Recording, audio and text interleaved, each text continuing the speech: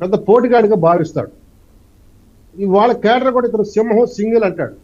వాళ్ళందరూ అంటారు మరి సింహం అన్నప్పుడు సింగిల్ అన్నప్పుడు నువ్వు బై నాట్ 175 అన్నప్పుడు అంటే ప్రతిపక్షం లేకుండా నువ్వు అసెంబ్లీ నడపాలనుకున్న వాడివి, నీవు పులివెందుల పులి, నువ్వు పులిబిడ్డ అని అందరూ కీర్తిస్తున్నప్పుడు నువ్వు ఎంతమందిని వెనకాలంటే నువ్వు అసెంబ్లీలోకి వచ్చి పుల్ల పోరాడు, సింహంలా గర్జించు ప్రజా సమస్యల పైన.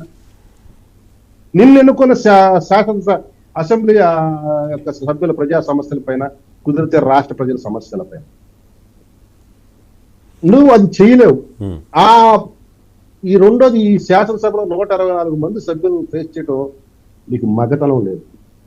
అసలు నీకు పరిపాలన అంటే ఏంటో తెలియదు.